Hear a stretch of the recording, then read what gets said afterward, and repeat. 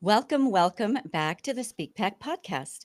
I am your host, Antoniette Rose, and today I'm with a pretty special lady, Helen Hirsh Spence. She is a TEDx speaker, she is an author, and she is a woman on a mission. And I love to hear the stories of passion to profits, right? Somebody taking their passions and actually creating a career out of that.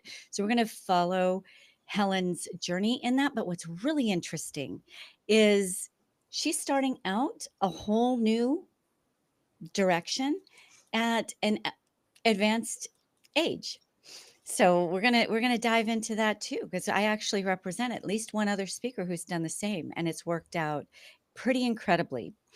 So Helen is interested in harnessing the strengths, power, and value of older adults and determined to reframe the narrative of aging.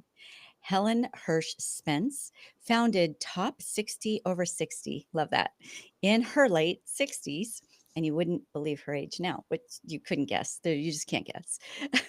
As a recognized thought leader with a longevity mindset. Helen, you don't know it, but I was the founder and producer of the Texas Natural Wellness Expos, and longevity and well-being is all very much part of my passion as well. Helen reminds people to never limit themselves because of age.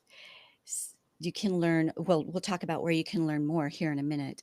But she calls herself the age provocateur. I love that. She's a mindset shifter and she wants to reframe the aging narrative. Now, what we're going to dive into is how she became an internationally known keynote speaker. She is sought after not only in the longevity literacy area, but also for the insights and wisdom that she brings to the table. So, first and foremost, what made you choose discomfort when you should have been sitting back in your easy chair? If you're thinking of North America, that's just kind of the narrative. So tell me a little bit about what made you say, nope, that's not for me. Well, I mean, it's been a long process, I have to tell you, and thank you. Before we get going, I just want to thank you very much for the opportunity to speak with you in particular, and also with your audiences, because it's definitely a delight and another opportunity for me also to share the message. But going back to your question as to why, it's really simple. I was doing so many different activities worldwide before I started this. First of all, my whole career was in education. I was a high school principal. I was a president of, I live in Canada in the Ontario Principals Council in a girls' separate school, private school. And then I embarked on not-for-profit work. I did a lot. So this is all the way into my mid-60s. And then suddenly, I started losing my confidence and I didn't feel my self-worth in the same way. And after all the experiences that I had had, it didn't really make sense. And I delved a little bit further and I realized that what I was experiencing was ageism. And it really made me angry. It really prompted me to go deeper and to figure out what's this all about. So I really had no idea. I mean, we hear about all these other discriminatory practices such as sexism and racism, you name it. But we never hear about ageism. It's the only, discriminatory practice that is still socially acceptable.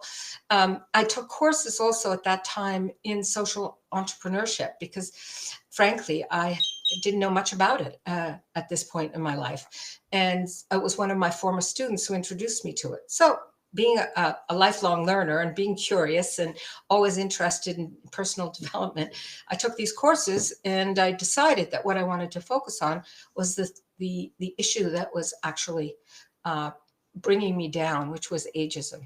And so that's really what started me. And I called it Top 60 Over 60 because at the same time I was experiencing or seeing in the papers and everywhere, top 30 under 30, top 40 under 40.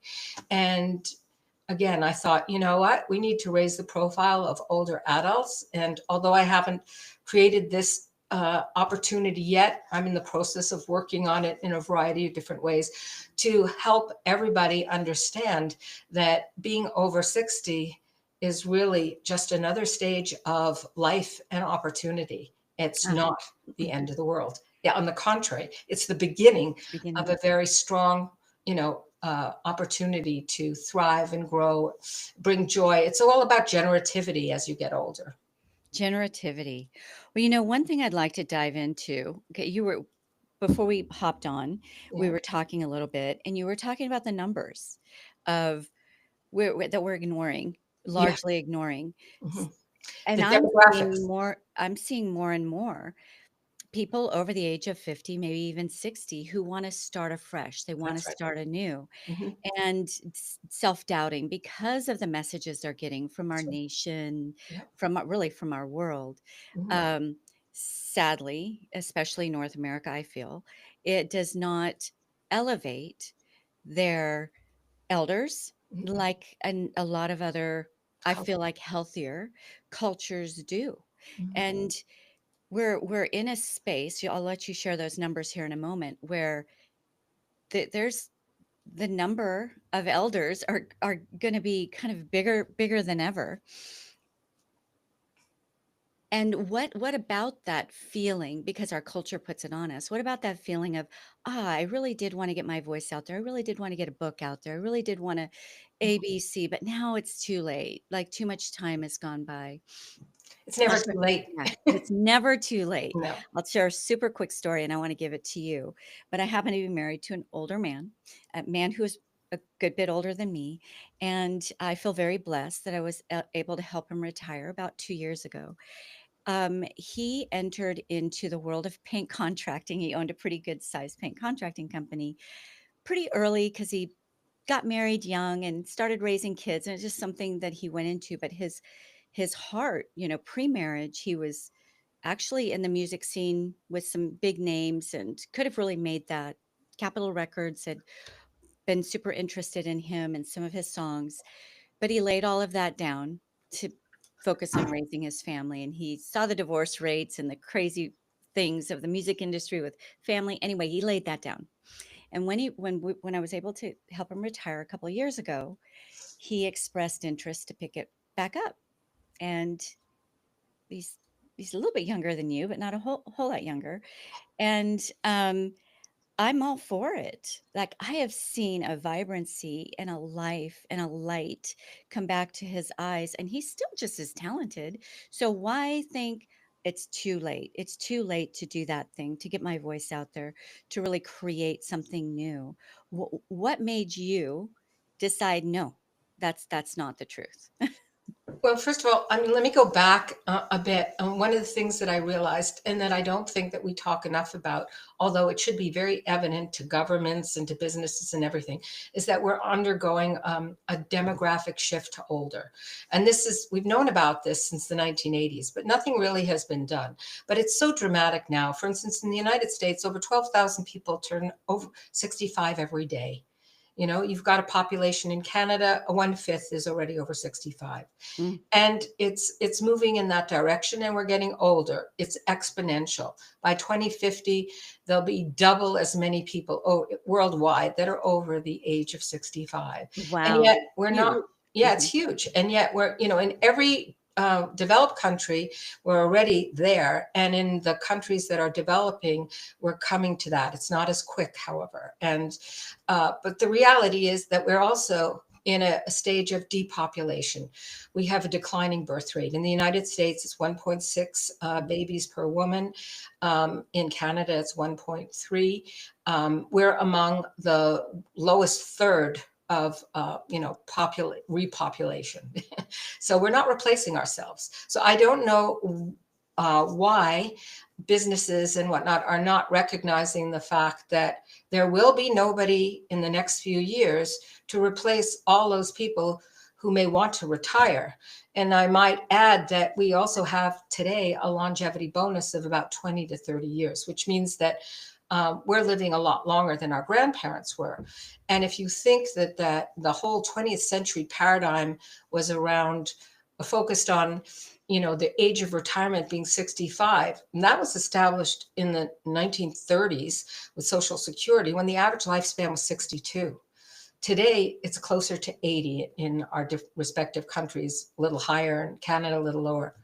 It's not realistic to continue to think in terms of the age of 65, besides the fact that our pensions or Social Security can't support it. So, with rising inflation and all sorts of other realities, many people, as they get older, need to work, but others, such as your husband and myself, are maybe fortunate enough that we may want to continue to do something other than, I mean, how long can you play golf or play tennis or cribbage or whatever it is you might want to do?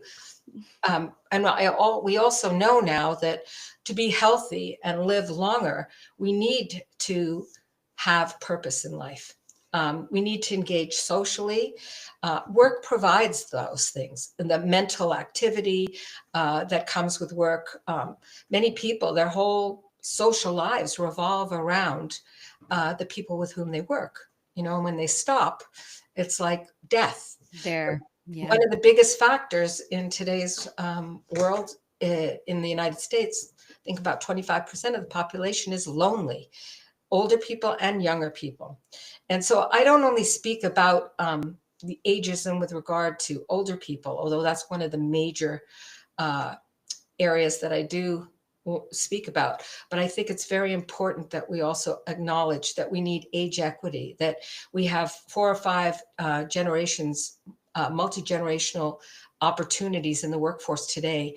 And that's where the richness is. And we're not taking advantage of it either. So, I'll work with employers and with businesses, organizations to help them realize that one of their longevity strategies for being successful is, in fact, employing individuals across the age spectrum in order to maximize productivity, innovation, and revenue, quite frankly. Right. One of I don't know if I answered your question, though. You did, and you brought up 3 more. So Okay. one of the speakers that I've had the pleasure of representing in my speaker agency, she had helped her mom through mental decline, right? And so the numbers that she was sharing with me was incredible. In corporations and business, Mhm. there's as the population continues to get um, older, that means that the leaders within particular organizations are often tasked with caring for an even older loved one. That's right. And so then they're now not only taking care of themselves and their own families, but, an Mhm. aging loved one. And all of this has a huge impact on our commerce, on our stability as North American businesses and nations, but also in our communities and culturally. And I love that you have devoted your voice to really helping people embrace their elders.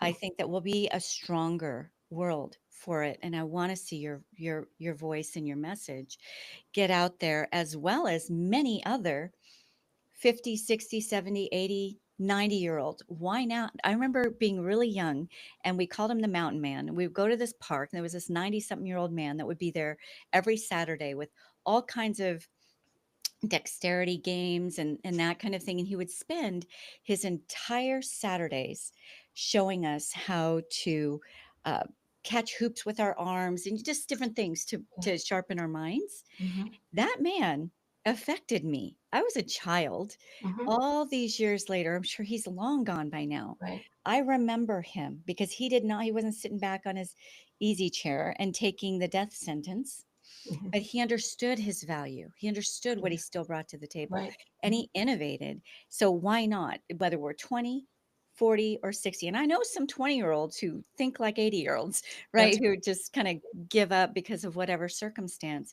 But you decided to look at that circumstance in the face and actually create a whole movement with the power of your voice. When we talk about the power of your voice, yes, it's getting out there, speaking, training, but also books, which I know that you have a new one coming out pretty soon. I'm super excited about that. We'll share that. But the whole idea of somebody who's maybe turning 50 and or 60 and looking at retirement from their kind of maybe lifelong career, what would you say to that person that says, I'm retiring and I always really wanted to be a speaker. I always really wanted to be an author. I missed the boat. What would you say to that person? I would say that, age is, we always talk about one age only, and that's chronological, from birth to whatever we are. That's chronological age. But there are other kinds of ages. There's, and there's stages of life. There are functional ages, there are social ages, there are psychological ages. Oh, I love Why it. are we hung up always on this silly number that really, it represents something policy wise and institutional wise because of drinking and driving and the beginning of life and at the end of life. But we've been taught, we've been educated, unfortunately, to think ill of aging. I mean, it's a $64 billion or $62 billion business, the anti-aging industry in the United States alone annually. That's a hell of a lot of money dedicated to making us feel uneasy about growing older. And I realized also, and I still am, I'm sure I'm vain. I don't want to. I don't want to look like 100, but I am growing into my wrinkles and trying to accept them because I realize that I've done a disservice to myself and to other, especially women who care about these things and who are also experiencing gendered ageism, especially in the workplace, that it's important to live up to whatever you are. It's a privilege, to be up. I'm 75, so I'll be 76 in the summer. It's a privilege to be my age. Not everybody's as lucky as I am to get this old and to be able to do these things. And we need to, in my opinion, we need to make age aspirational. We Make need to, age that's aspirational. going to be my tagline Love it. so don't use it. But anyway, but the point is, that's what's necessary. We need to change. We need to really change the narrative. We need to help young people and middle-aged people and older people accept the reality that aging is a process, and it's not. It only ends when you're gone. And up until then, there's no reason on earth why you shouldn't share your wisdom. I mean, that's the whole problem in business. When you have older people who leave, all that institutional corporate knowledge goes with them.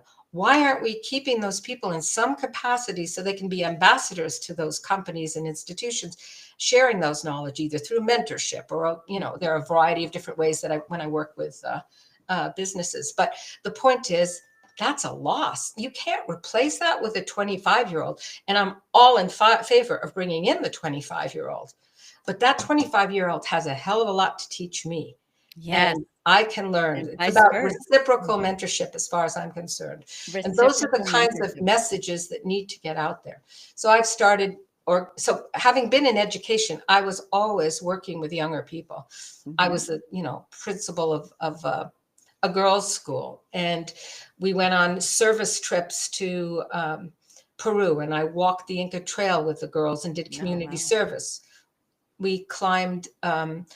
We built a school at the base of Kilimanjaro and climbed to the summit. Not everybody made it, but I did, and I was close Woohoo. to 60. The point being is, in those joint experiences, I learned as much as my students did, you Mm. know, and they're still a part of my life. In fact, one of them is 65. We're still in touch. One of my very first classes where I was teaching. It's so rich, to have had that opportunity. So I believe that the strength in the future lies across all generations. You know, I want to cross over the line a little bit because it sure. might sound a little bit rude, um, but I'm pretty serious about this. So you have a generous spirit. You care. You have Mhm. this depth of caring. You could have kept all that journey of your life, all the experiences that you had, all of the solutions that you figured out the hard way, right along the way. You could have just said, "Okay, I had a good journey. close the book. Instead, you're giving that forward. And I love the way that you said joint experiences and reciprocal mentorship, Mhm. because that I feel like is so rich in cultures when you're 60, 70, 80 and can still be learning from a 20-year Sure. old, Yeah. and vice versa, right? Why would that youngster that that feels like 5 lifetimes ago, why would why sentence them to make the same mistakes that you maybe made along the way? One beautiful thing I think about age, one thing I'm really embracing in mine is I don't really I'm not so self-conscious as I once was. I'm more bold Mhm. and willing to put myself outside of my own comfort zone, Right. because I've had enough experiences to know whoever you're trying to impress at any given time, they come and go. But I have this one life and this one opportunity to make it the richest life that I can, not just for myself, but for all those who get to come into my orbit. And I do believe that with age, Yep. that comes, hopefully. No, it does typically because as we age, we tend to lose our egos. So you'll find that older people who have accomplished a variety of different things tend to be a bit humbler, and they're more eager to reach out and help other people. That's part of the whole aging process. There are so many benefits to growing older that we never talk about. Like broadening perspectives. That our brains function in different ways, and they're sort of like hard drives. It may be difficult at times to retrieve some of that information, which has to do with recent memory. But the reality is that all of the expertise and experience that we've had combines to help us problem solve and solve conflicts in new and different ways. And so it's called crystallized intelligence, Mm. what we gain as we grow older. And what young people have is fluid intelligence. And the best thing you can do is combine the two and get the benefits of both in a variety of different ways.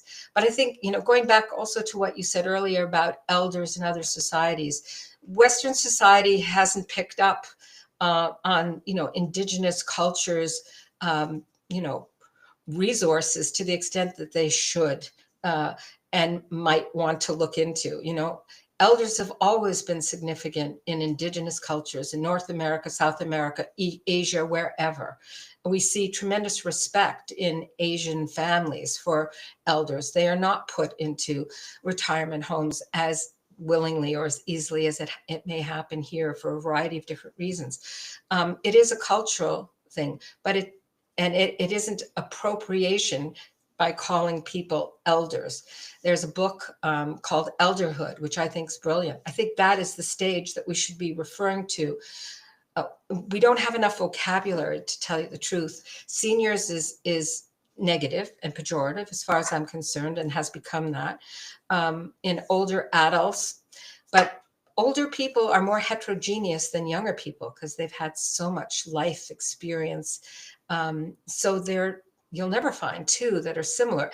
And to group statistics as 65 and older is really antiquated and criminal. We need to start changing it because we have different stages of adulthood, older adulthood.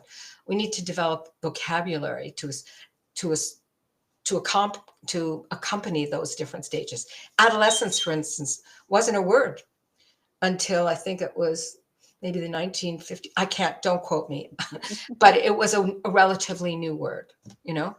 Well, Helen, absent your voice, many of us might not even hear some of these concepts. So to me, that just speaks to the power that you have at any age, Mhm. if you have the courage to get your voice out there, which you do. Whether you were standing in front of me at 20, Mhm. 40, or well into your 70s, it's still you. It's still your spirit, your concepts, your point of view. And I love some of the things that you have said, and some of them I've never heard before. So you're definitely teaching me. Crystallized intelligence versus fluid intelligence. Yes, that's everything I've never known how to say. Just so amazing. I love that. I also like the heterogeneous Mhm. that you talked about, and that there's different kinds of aging, yet we clump it all into our physical age, but there's a mind age, a psychological age, I think you called it, Yeah. a functional age. Hmm. When you just Biological, functional, biological, so you look at the the love them or hate them, we're not measurements. going to get into politics, but No, you look at the past two U.S. presidents, and they were older. elders, Hmm. right? Older.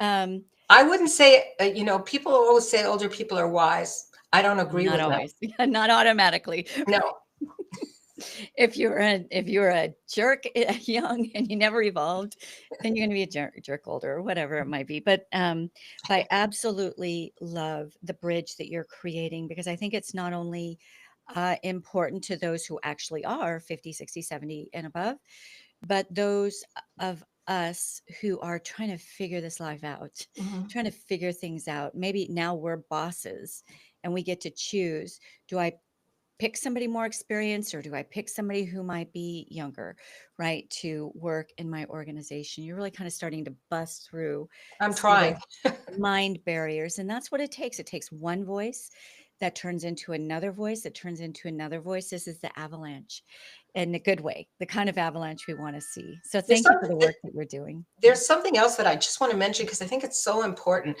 What we have today is a new map of life. And, young people, if you look at the traditional milestones, we're not getting married anymore in our 20s. Many women aren't even having babies, or if they are, they're having them later. Everything is being bumped up. And yet we're still trying to crowd that whole learn, earn, retire narrative into a short span of time, when in fact, we've got 90 years or 80 or 90 years. My grandchildren are expected to have an average life expectancy of 100. Average. That means there'll be many who are in their hundreds, Yeah. upwards of 100. There's no way that they should cram a career or one career into 50 years. Yeah. These young people need to know that they can take gap years, sabbaticals, and go back, retrain, do something different. Because there's no way that anybody is going to be the way in my generation. You had a career of 30 or 40 years. Many people won't even be that fortunate to have a pension or whatever. So they're going to need to do things differently. We need to start helping young people recognize that these are opportunities to try out different, styles, careers, lifestyles. We don't have to stick with one. And yet that's what we used to do. And that still seems to predominate. And we need to be mindful of that. Yeah, so much truth there. And how do you, Helen, there is a big narrative out there, not from every direction, from our family, from our communities, from our doctors. I'll tell a quick funny story. We don't really go to like mainstream doctors, my husband and I, but we did. He had hurt his shoulder or something. We took him in, and the look on the doctor's face, the look of horror on the doctor's face, that my husband at his age wasn't on at least one medication. Oh, Like, he really? should have been on at least one. What? We better do some blood work. And everything turned out great. He's great. He Mhm. doesn't need to be on medication. I remember when I brought my mom from California to Texas, where I am, she was on 18 medications. And she wasn't her. She wasn't that spunky, spicy Italian woman who was challenging me at every. Yeah, So I'm like, Mom, challenge me. yeah, Like, I drives me crazy, but that's you. I want yeah. you. I want you back. And so I started looking into these medications, and she only needed two. All these other medications were offsetting effects of the other medication. Anyway, it took about a year to back her off. Mhm. And really, when she did finally leave us, she was on one, and then occasional pain medication for her knee. And that is a blaring message, if you're over the age of 50, essentially, that you should be sitting in the doctor's office at least half the week, right? And you should have all these pills lined out on your countertop, and be a good human and take your medication. Like, it's just this whole narrative that we're getting all over the place. So yeah, like, how am I going to really put forth new innovation in my life? How am I going to reinvent this next step, this next journey? You said The narrative has been learn, earn, retire. I love that. Let's change it to learn, earn, reinvent, or learn, earn, innovate, whatever it is, because Learn, really, learn, earn, learn, gap, reinvent, learn.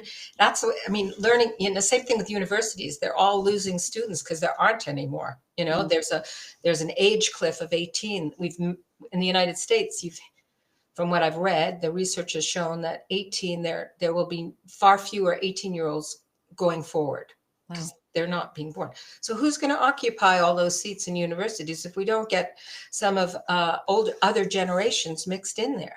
I mean, that's such a richness in and of itself, just by combining ages in uh, learning environments.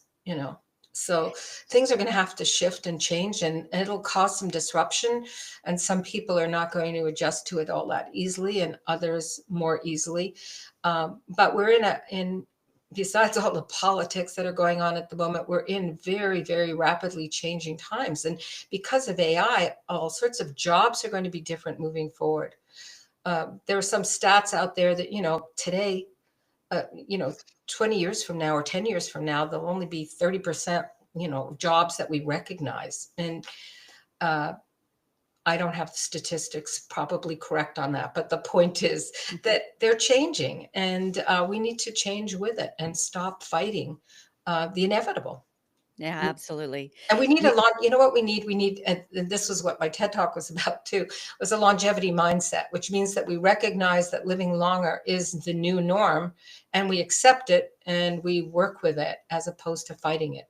It's really like a growth mindset. and I truly believe that's only going to grow. I think your estimation of living to 100 is a true one, but I think that it's going to, like, even in America, and probably Canada and America are pretty closely related when a shift happens Yeah. in one. Mhm. Um, but we're getting rid of some of the crazy food additives, and Yeah. we're Ultra processed food. Yeah.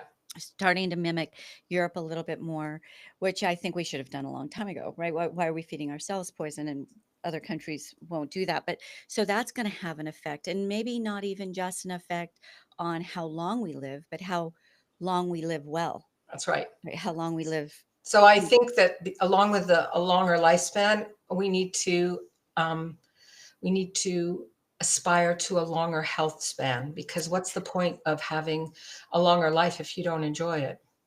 I love hearing you say that because it drives me insane when somebody says we're all going to die anyway.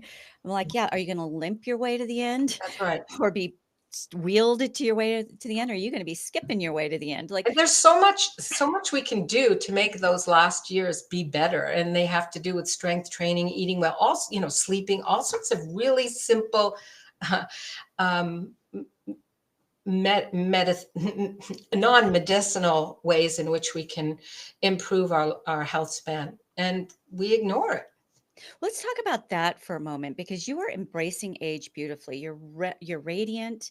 You've allowed yourself to go silver gray, whatever you want to call it. You haven't puffed your face up with all kinds of artificial ways of trying to hide your age, which doesn't work for anybody. And I'm not saying don't try to look your best, don't try to No. feel your best, but those who are not embracing age and looking at it as a gift, and instead are still trying to look 20 when they're obviously not, Mhm. it's kind of hard. That's heartbreaking to me when I see, someone who is maybe obviously 80 years old wearing an outfit that a 20-year-old is wearing, and um overdoing it with the makeup, and just trying so hard when they would actually be more beautiful just embracing it. I know we all have varying degrees of our subconscious there, but I will tell you, to me, there's a lot of men out there who are much better looking in their 50s, 60s than they were in their 30s, 40s. For whatever reason, they were awkward, and now they've kind of just matured into But their it's, own. I just have to interrupt and say it's so unfair though. Women, especially in the workplace, the color their hair because they don't want to look older. A man in his 50s who's balded and has a beer belly, nobody says, "Oh, that guy is old." They'll say maybe he's distinguished or something. But if a woman has similar characteristics, she'll be judged. It's a sexist and gender. It's called gendered ageism. I mean, it's just so unfair. Gendered But that's ageism. that. Yeah. But I think COVID did a lot to help us move beyond that, because I know that was my case. I did color my hair for a while, and I try not to be too judgmental about people who do choose to do those things, because I realize that they need to feel good about themselves, and whatever they have to do, they have to do. Yeah. But one of the reasons they have to do it, or they feel compelled to do it, is because of society's expectations of them, and they're just they need to change, because it doesn't help to make people feel anxious or uncomfortable about Or the less nat than. Yeah. pardon. Or less than. Yeah, or less than, because they're older. And so that's really the message I'm trying to. That is. This is your power hour to me. Yeah. Okay. I will say, just for full transparency, the Mm, reason I color my hair today is the same reason I didn't dye it blonde in the 80s when everybody else was doing it. yeah. I like dark hair on me, right?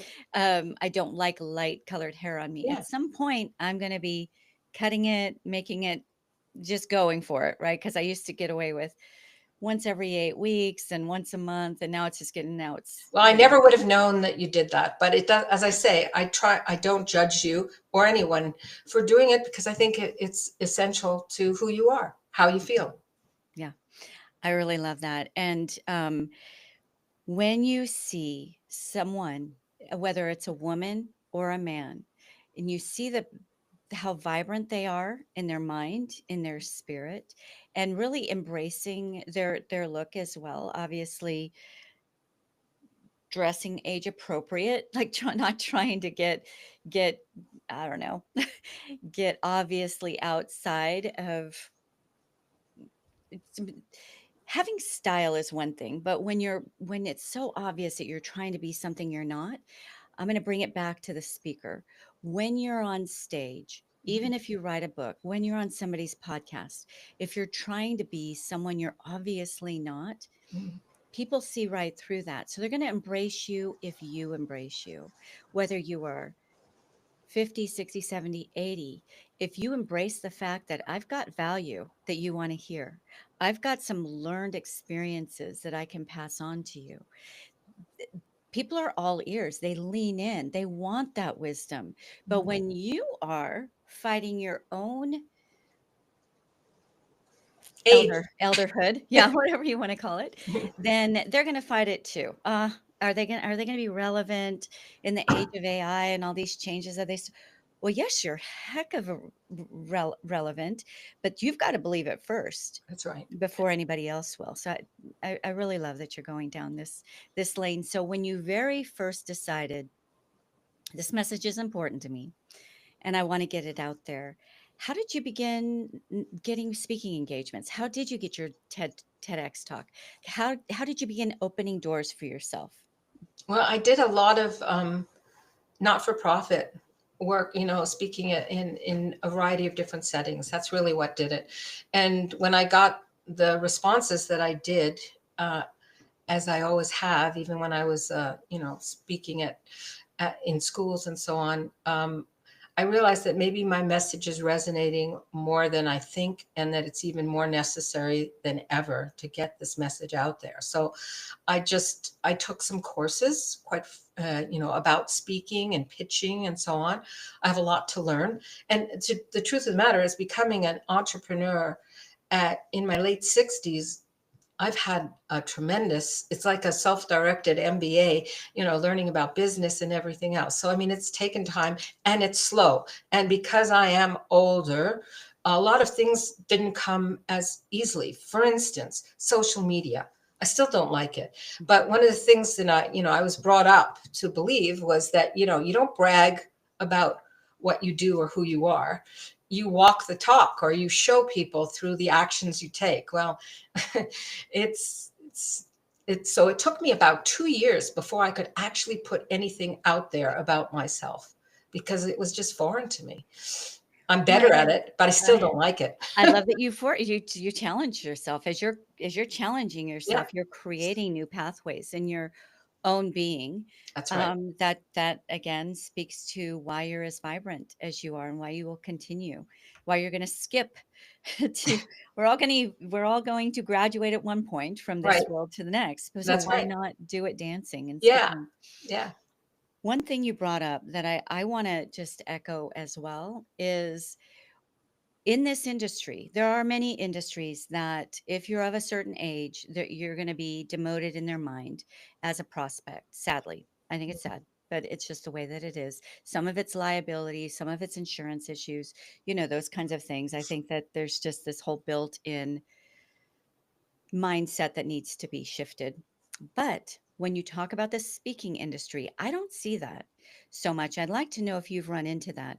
Like if I were to pitch a 30-year-old speaker and an 80-year-old speaker, which I have, I do represent a speaker well into his 80s with an incredible background.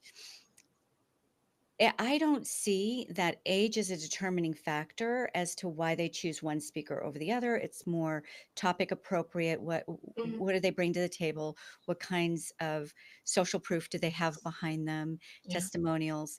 So it's as far as getting your voice out there in the capacity of speaking or corporate training or even writing a book, and not maybe even TEDx.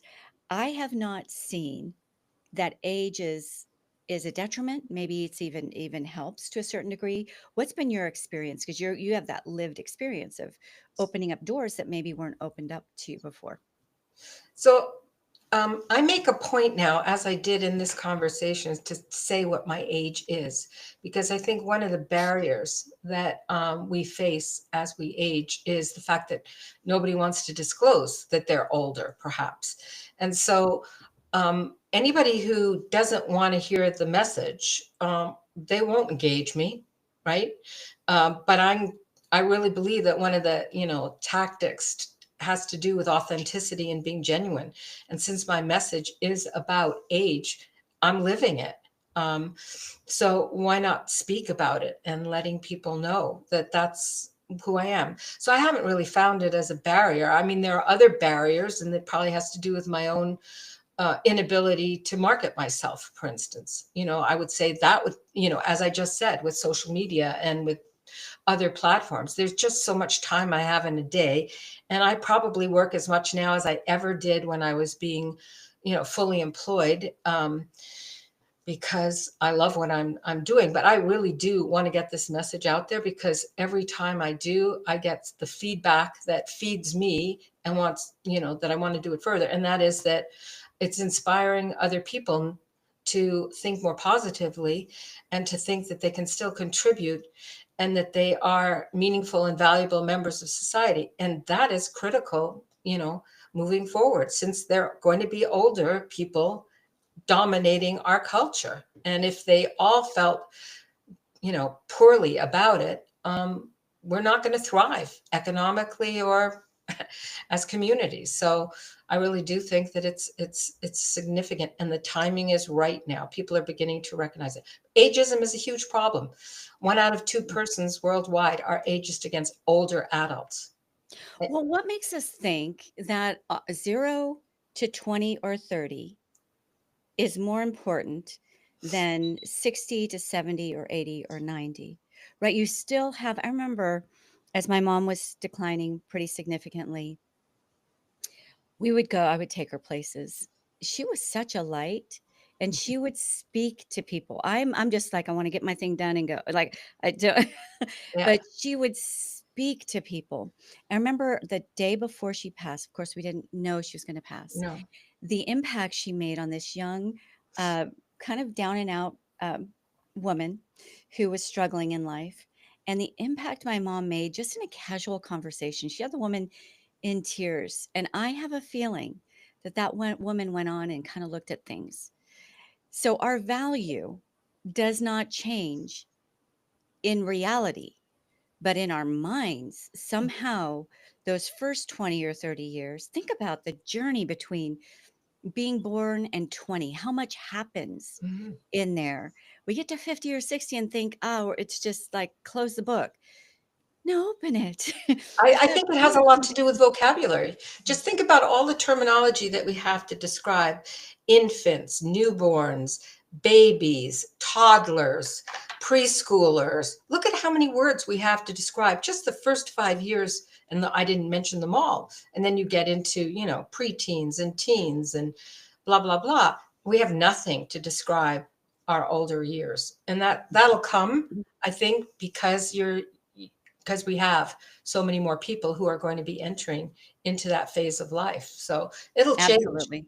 you know? If you were to do a little research, Mm, anybody, and what you have, but if anybody were to get out there and do some research, it's astounding how many people reinvent themselves and actually create this whole huge ripple effect mhm, at age 40, 50, and beyond. Mary Kay from Mary Kay Cosmetics, mhm. she was well into midlife when she founded that company and lived it to the end of her days. I actually got to meet her. It was one Oh, way I got through college is becoming a higher up in Mary oh, Kay Cosmetics. Not doing it anymore, but back in those days. cool. But there's so many stories out there of people who really just kind of just begin a whole new innovation, a whole new reinvention that lives well beyond them. But it's so sad to me when I come across somebody who might be over the age of 50 or so who is unwilling to invest in themselves Well, because the they don't. research is conclusive that those people who are over 50, I think it's the Kaufman Institute that's proven it, are most successful in entrepreneurship. Oh, okay. Yeah, See, I didn't know that. yeah, That's they fabulous. are. So, there are more people who are getting involved. And entrepreneurship, because of the online presence and so many other things, it is actually facilitating some of that. But the realities are, that 90% of small businesses fail. So, uh, but of those that succeed, they tend to be older. And it Yeah, makes love it. sense. Love They've it. got networks, they've got finances, they've got experience. And they usually have grit, Yeah. like Well, if a little they're bit more they're grit. still in it. Yeah. Yeah. All right, so I know at about this time Yeah. in the show, there is a good number of the Speak Packed audience who would like to know, how do they find Helen Hirsh Spence? How do you like to be found? Well, I have a LinkedIn profile with my name, Helen Hirsh Spence. I also have one for my business, Top 60 Over 60. So LinkedIn is always an easy way, but I can be found on my website as Helen at top60over60.com. Info there, it's accessible. You can contact me on the website, but it's simple. If you can remember and spell top60over60.com, you There can you go. find you can There you go. find me. So if you've known there's still so much more you want to do, this is the lady whose star you want to hitch your star onto, because you are a star in so many ways, and you are yet to be even a brighter star that's going to continue. Just as if there, there's plenty of us who don't even make it to 30 or make it to 40, right? But the impact that we made continues to live on. My father passed at 28, and I remember him today as if as I did 40 some odd years ago, Yeah, right? And the ripple effects of his life continue to live on that's in right. mine. Mhm. So why would that be any different if you happen to live out that long, beautiful, generous longevity of a Right. life? It's the same thing. So invest in yourself right now. Have the courage to step out in that thing that you think maybe you missed the boat on. And where I'm concerned, and hopefully where Helen's concerned, is do not hold back your voice. That's right. Get your voice out there. Helen, you're a perfect inspiration. You're I just love flattering. it. No flattery. Like if there were more people, if one person heard your message and they begin Yeah, sharing that shift in mind age, because we make ourselves old by the way we think. I right. can't do this. So those self-imposed barriers. Whereas the next person's hiking right by us, who's like maybe double double our age. I run into that all the time. I'll Just go, challenge them. Challenge them. Every time they say, "Well, I can't do that," say, "Well, actually, you can. You have to want to, you have to and want to. Yeah, yeah, you have to you have to want want to, to. really." Love it. Yeah. Okay, so our Mhm. signature question at the end of the show, and that is, what is a challenge that you would give to the Speak Pact audience to the young audience, but also maybe to the audiences who is over the age of 50, 60, 70, right? If they have the slightest inkling that there's something they have to say, there's something more that they want to give or do, whether they're entrenched in their day to day, just trying to make the bills, or they're getting ready for retirement, what is that one thing that they can implement that they can launch into kind of that younger mindset that reinvents? Well, I mean, I think we spoke about it. You know, I think that we have to uh, reimagine what a longer life can look like, and think differently. Like, get out of the box, get out of your boxes.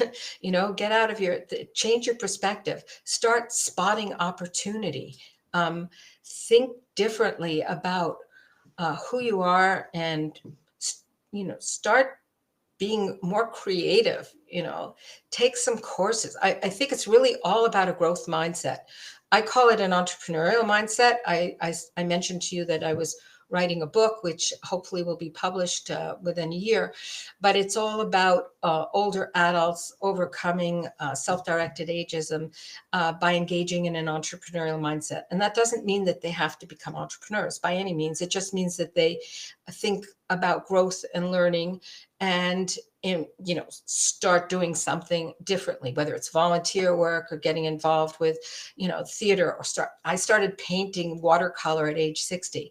I can't, I'm never going to be I'm never going to be Rembrandt. exhibiting, but I love it. And I never knew that, you know, some of the paintings I actually like, you know, but it's the activity, and it's the people I've met through doing that, and that make a difference. So I really think that, you know, it's about the longevity mindset, and it's about the entrepreneurial mindset, and just do it. And I don't mean to be a Nike ad, but I do think that that's something that's significant. And then when you find people who want to engage you, reach back to them and make it easier for them. Say, I mean, I often, if I'm invited to speak somewhere, I'll say, you know, if somebody drops out or you need a workshop presenter or whatever, I'm going to be at the conference anyway. I'd gladly help out in that way. That makes a huge difference with event planners and conference organizers and things like that. And it's also fun, you know? So Yeah. those are the kinds of things that I would recommend. I don't know Well, if, you know what? Brilliant. All of that. And I just, we've gone way over on this episode, but it's because I feel like it's such an important topic, especially, well, not especially, and in addition, and very important in the speaking industry, in the corporate training industry, and yeah, just the passing it forward industry, right? I'd love for you to speak to this because we didn't. If you don't mind sticking with us a little longer, I know sure. that we've gone long. Your audience might not, but I I will. I think they will. I think they will. You are brilliant and you're bringing forth a very important topic, and it's relating to a lot of them out there because as you said, there's a whole lot of people out there who are who can relate to feeling like they are reaching those upper age brackets, right? So when it comes to reaching a new era of your life, I feel like if you want to still be vibrant, still create, still innovate, there's a certain amount of cleansing. This is going to sound a bit harsh, but there's a certain amount of cleansing of your space that needs to happen because if you're hanging out with your old friends who have bad knees and complaining about their health and talking about their doctor and I remember my husband at one point his mom every time she talked to him she would be talking about who died now, right? She was just going to funeral after funeral. But I think you almost need to break out of that and cleanse your space. Not even like if you've lived in your home for 40 years, move the heck out of your home, then move back in with new stuff. Like, because you can get stuck in this world. Join outdoor adventure clubs, be around younger people. To Right. me, I feel like that's really important, or else you kind of slip into that without even maybe realizing that you are when you've still got so much, so much. So, can you speak to that a little bit and correct me if there's anything that you maybe don't agree with what I said? No, I agree with what you said. I wouldn't call it cleansing. What I would say, however, is I think as you get older, this should be happening anyway.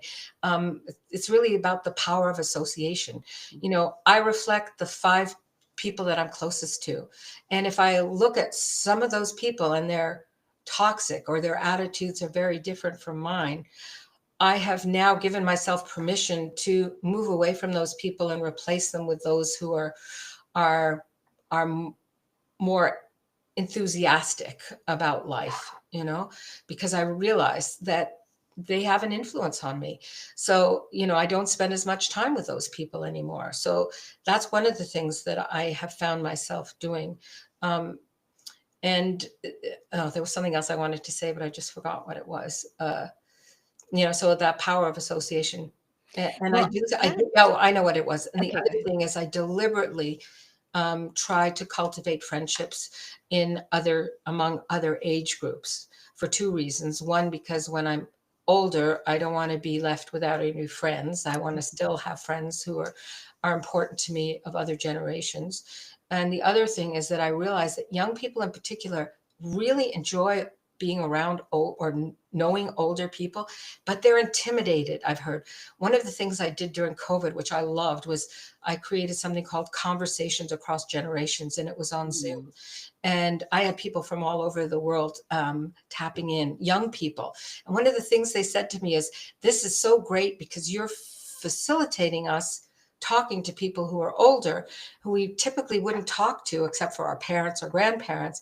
And so we're gaining new insights and new ideas. So that's the other thing that I really encourage. I really believe in intergenerational collaboration, not only working together, but finding opportunities to enrich your life and others by going across generations, not just sticking to your own age group.